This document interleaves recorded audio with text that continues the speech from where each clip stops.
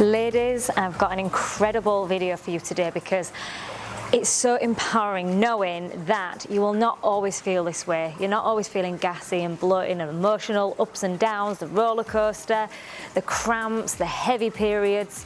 No, it doesn't have to be this way, I promise you. If you take any of these recommendations, especially eating a high or fully raw vegan diet, your whole lifestyle and the way you live is going to change. Hi, my name is Toni. If you are new here, welcome, and also welcome back my subscribers. So in today's video, let's talk about these feelings that we get. So it's not even just the physical that comes with the menstrual cycle, but it comes with the emotional, the up and down. And you know, I've had it not so long ago. I was not really stable, especially towards like the beginning, just before my periods and after. I would always have this tenderness, this swelling, the gas, the bloating, increase of hunger, cravings, maybe breakouts, and then I would feel so emotional, be crying, I would feel lost and confused, really insecure. I didn't really have much direction, and I thought that's who I was until it was my boyfriend at the time. And like, you know, some of us may get defensive when this happens. Luckily I didn't, because I felt there was something more to it. You know, I was aware with coaching clients for many years that we don't have to succumb to this struggle.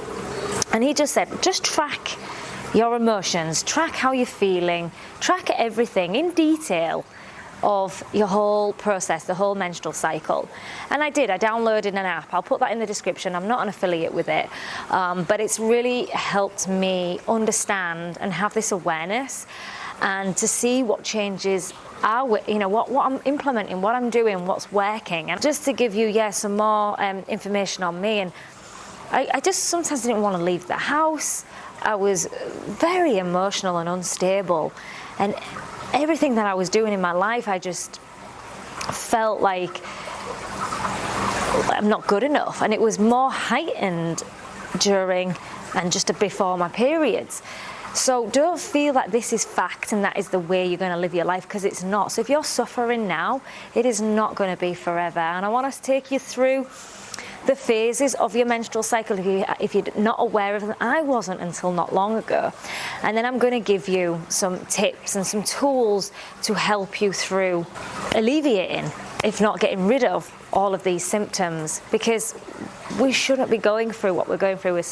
In this day and age, sadly, there's more and more people struggling with their menstrual cycle, and it really doesn't have to be that way. So I'll talk you through the first cycle. I always like to start with the luteal phase. Some like to start with winter, but the luteal phase is just before your periods. But that generally is day 22 to 28, and then you go into the second phase, which is classed as the winter phase, your menstrual cycle.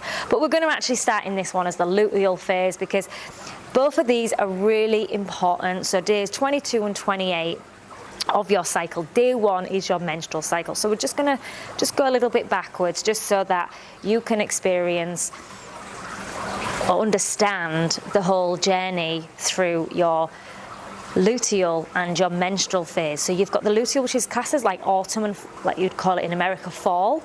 And then you have your menstrual, which is the winter. So in the fall, just start to be more prepared to be slowing down, being more in nature, have more attention to how you're feeling, and be gentle with yourself. And this is the same as the winter phase. It's not as intense, I would say, as the winter, maybe 1 or 2 days before. But really start to nurture your inner world and start to take some time to really focus on some self-love practices, some nourishing like massages, grounding yourself, getting back into nature, sleeping more, allow yourself to sleep more. And you may want to start to increase your calories as well. So don't feel bad that you're wanting to eat more. But the more you eat whole foods, which I'm going to share soon, is you actually choose better foods. But maybe in the initial phase you may not. But what I was seeing was a pattern of sugar and fat together, and that is a recipe for disaster. I would separate that as much as you can. Really fill up early in the day on your fruits, more sugar coming from fruits, and then have your savoury later on. So the salads with the nice nutty sauces. So usually 1 to 2 days before my period and 1 to 2 days into my period. Now my periods are like 3 days tops, very light. They're not heavy anymore, so they don't it doesn't last as long. So other people may experience potentially 1 to 2 weeks of intense these tense feelings where they need to slow down, they need to be gentle, but you don't have to have that. But initially, in the transition going to a healthier lifestyle, you may experience more intenseness, which I did. And it is a time to just slow down and nest. And being at home, don't feel bad that you're wanting that. I did. And if you can, don't really organise too many social gatherings. Maybe you'll want it's more intimate, but track this, see how you feel, record. And I've been doing this for so long, and I truly see a pattern of, okay, I'm more of an introvert just before my periods and into my periods. And I say it's not as intense because of the lifestyle I live now. The first actual phase is your winter, so is your 1 to 7 days. And yeah, you usually have lower energy, you're not really feeling doing too much, and maybe you don't even want to go to the gym or be as intense. Just listen to your body, be a bit more gentle with yourself. You may choose like yoga more or just lighter exercises. I still go to the gym, but I maybe not push it so much, and I will enjoy more massages if I can.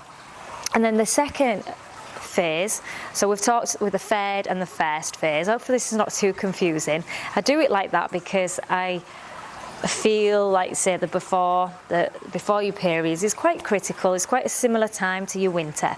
So your second is your follicular phase, which is days 8 to 13. This is where you've got more energy, you're stepping more into your power. So start to look at all areas of your life where you can just go for it, have your goals set. This is a time now to really fast track whatever you were doing, pick up that speed. You find that you don't need as much food as well. I find I eat less. It's predominantly all fruits for a good week or two. I don't feel the need for salads or heavy foods. It's much lighter foods. I go straight into work mode. So this is my opportunity to do loads of filming, loads of like brain power work where I really need to focus. So really utilize that time. Number 3 phase is your ovulatory phase, which is days 14 to 21. And this is where you're actually starting to feel much more confident. You've already set the tone because you've been in the spring phase, which is the follicular phase. Now it's the summer phase, so you're feeling really good. Your sex drive increases, and you still need less food. You really want to get out there and just focus on your desires, your dreams, and this is a great opportunity to do that. So yeah, and what comes down to the 4th phase, which I talked about in the beginning, is the luteal. So the more grounding, which I've already talked about that. So if you want those feelings to be less intense or non-existent, like, because I even suffered from headaches. I don't suffer from headaches anymore, no gas, no bloating. I definitely feel much more in my nurturing self-care mode, slowing down, definitely in those, the 4th, the luteal phase, which is the fall, and the menstrual cycle, which is your winter phase. I definitely take between 2 to maybe 5 or 6 days where this is where I'm really enjoying reflecting, grounding, slowing down. So about a week tops. But saying others, if their diet's poor, you're drinking alcohol, you're smoking, you're caffeinated drinks, you're eating heavy foods, this is going to go on for much longer. So if you want a shorter gap of this and less intense, then start to look at raw living foods, because these foods nurture the body inside, intracellularly. These are what are going to make you feel good. And if you do want the heavier foods, you can have the nuts and seeds, you can blend it up. In my Rawlicious app, I have so many recipes, indulgent, sweet, tasty recipes that you can enjoy guilt-free. I enjoy massive amounts of blueberries with my carob or cacao chocolate sauce on top. I enjoy it, I eat an abundance of it, and I feel good. But I also listen to my body. I'm like, okay, sometimes it's not the food that I'm needing. Sometimes it is just some self-care practices that I need. If I need to go for a massage, I'll go and talk to friends, I'll be with the dogs. Just much more nurturing and loving, and utilize this time to do that. Raw living foods are completely life changers. You feel so good. Even when you're having some lower periods, you still feel probably on par as most people. When they're at their peak, that's like kind of your lowest, because when you're on a raw plant-based vegan diet, that's when you have that special edge where you feel absolutely incredible. It's like next level. It's really incredible to have that feeling. No weight issues, no feeling like you feel lost and hopeless.